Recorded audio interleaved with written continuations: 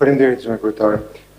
Duke qenë se dëgjova kolegët e Këshillit të Ministrave, do të bëj një pyetje. Si edhe prediktorëve të mia politike kanë mbuluar gjithë qarkun e Tiranës. Ky është një nga debatet fakt që kam bëj çështja tjetër, nëse isha ke Vjerra apo isha në zgjedhjet e Rogozhinit. Por kryetari i Bashkisë së Rogozhinës dhe me qira fjala nuk e uroj kujt atë që unë ju do mbaroni të shkojnë në Shqipëri dhe shkojnë në Burg. Kështu që uroj askujt, por kryetari i Bashkisë së Rogozhinës është dënuar me një ditë burg. Dhe vazhdon kryen detyrën. Unë jam i pafajshëm, i paraburgosur dhe largohem nga detyra. Pra, këshill në të ardhmen për kryetarit e bashkive është më mirë të bësh një krim, por sa kohë që eviton burgun, është në rregull për ju, për shkarkime, apo mos bësh asnjë krim dhe në ruajtje të pavarësisë tënde në paraburgim ti penalizohesh. Pra, çfarë kush po e valon? Sepse me sa po më duket do më konvenonte më mirë të kisha bërë një krim, të isha dënuar dhe të shtyja apelit, se sa të mbroja pafajësinë nga paraburgimi dhe të rrezikoja shkarkimin.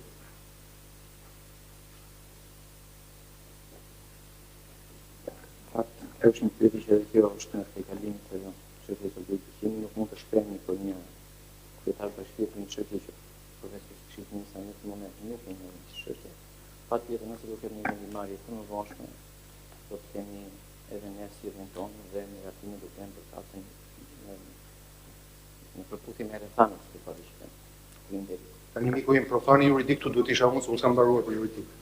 Por e vërteta në fakt është ajo që dim gjithë, nuk ka një vendim në formë të shprehtë, ka dënuar dhe në gjykatën e shkallës së parë. Kjo do të thotë që ne kemi një standard ndryshe për aplikohet. Për dikë të padënuar aplikohet shkarkimi, për dikë të dënuar do të presim vendimin përfundimtar. Kështu që ignorancë ose padije nuk mund të jetë alibi në këtë rast.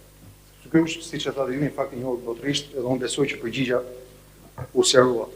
Edhe t'ju shpjegoj ose t'ju bëj një pyetje tjetër. Në Republikën tonë, në strukturë, në arkitekturën e Republikës tonë, kemi disa sjellje monopol. Fjala vjen monopoli në dhunës e ka policia, monopoli në forcës. Edhe këtu njerëzit që janë në pranga, të tjerë që janë të armatosur mbas kësaj dere, kanë monopol e forcës sepse janë një ligj.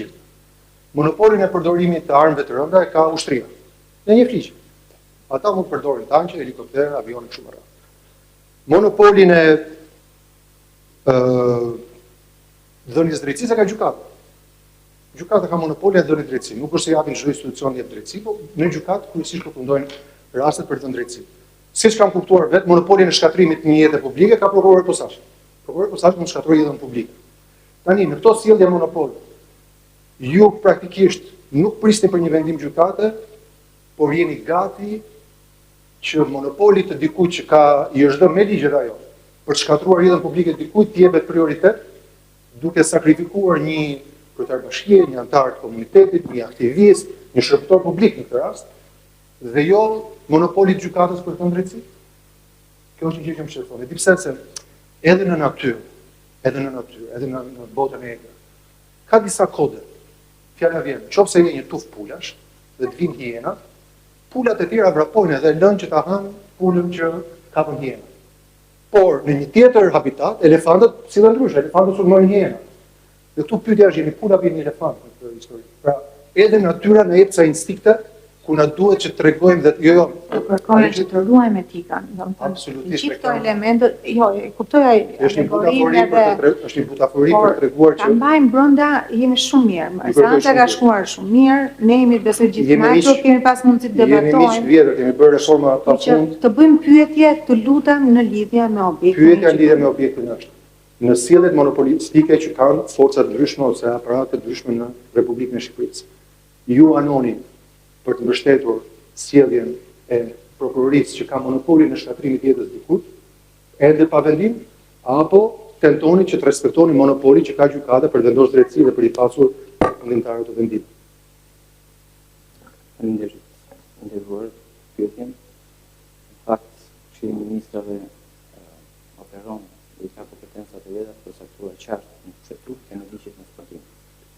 Nuk mund të bëjmë një interpretim në lidhje me veprimtarinë e pushteteve të tjera që janë pushtete të ndara.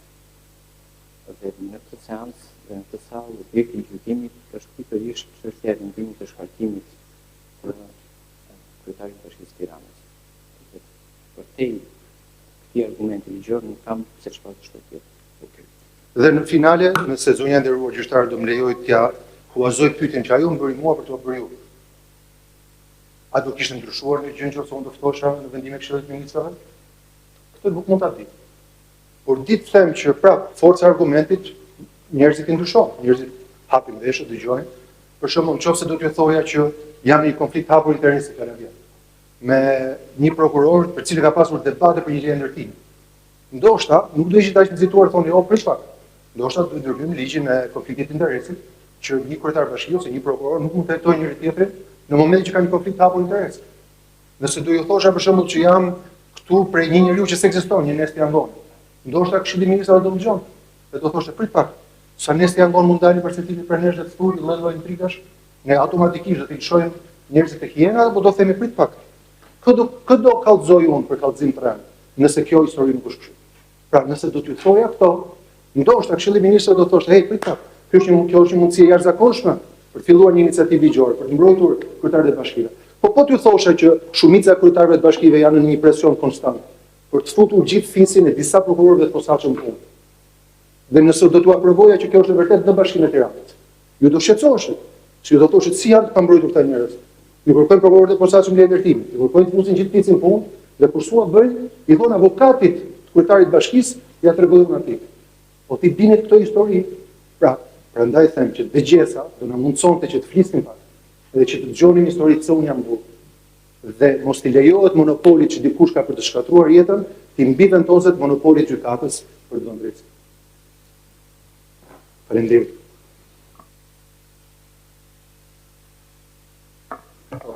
Nderuar, po vazhdoj me pyetjet për Presidentin e Republikës. Në fjalën e tij, po edhe në parashtrime, biles në parashtrime është në formë tabelare, pretendohet që kërkuesi ka pretenduar që linji 62 gërma C është antikushtetues. Unë këtë, si avokati të të vjen, pavarësisht se nuk kam qenë unë hartuesi i gjithë kërkesës dhe parashtrimeve, nuk e ke gjykimit.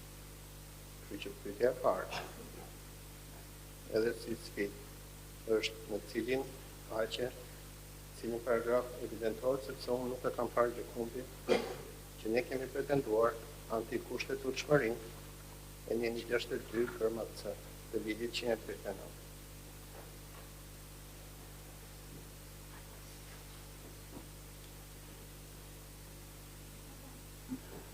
Faleminderit. Pretendimi është në dokumentin fillestar në kërkesën drejtuar gjykatës. Po ta lexoni e gjeni.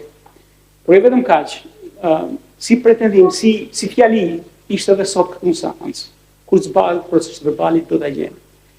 Është vazhdimisht del historia që shiko sa kohë që nuk janë tek 115-a janë antikushtetuese.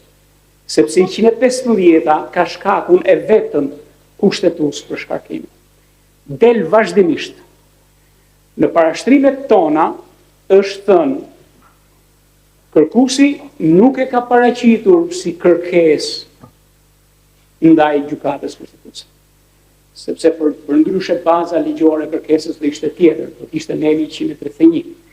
Dhe pastaj do diskutohej, a legjitimohet të vënë lëvizje gjykatën drejt për drejt me diskutim për papajtëshmërinë e ligjit me kushtetues. E ka paraqitur si konstatim, e thot në rrjedhën e arsyetimit të tij. Dhe sigurisht që me këtë nuk fillon dot shumë, se fjali është, nuk është se po vë lëvizje gjykatën me këtë. Ne evidentojmë sepse dallimi midis dispozitës kushtetuese dhe dispozitës antikushtetuese bën dallim automatikisht dallimin midis kompetencës së asaj gjykate dhe kompetencës së asaj gjykatës tjetër. Dhe për ne kjo është e rëndësishme, për të analizuar edhe vendimin fillestar para prakt ndërmjetën të gjykatës kushtetuese. Nëse unë do të ndërhyj, sepse ky është një konstatim shumë i rëndësishëm. Ju shprehet, po marr leje për të ndërhyrë. Ju shprehet që në një interpretim pajtues, dhe ju e kuptoni që interpretimi pajtues kur kërkohet në gjykatën kushtetuese. Ose, po jo, se nuk dua të shkoj më tej me konstatim nga ana e gjykatës. Mund të mbani një qëndrim në lidhje me këtë gjë? Pra, kërkoni ju, kundërshtoni normën, për shembull si anë të kushtetuesve për shkak të ometimit, për shkak për të cilin kërkoni interpretim pajtues në të kundër norma ka ometim ose është anë kushtetuese, ndoshta thjesht edhe se na ndihmon dhe ne kjo gjë. Nderuar, ne kemi pretenduar që ekziston një interpretim i nenit 62 gërmat C të ligjit 139 për veçërisën vendore në pajtim me nenin 115 të Kushtetutës. Dhe për këtë arsye, ky nen mund të vazhdojë të mbahet gjallë.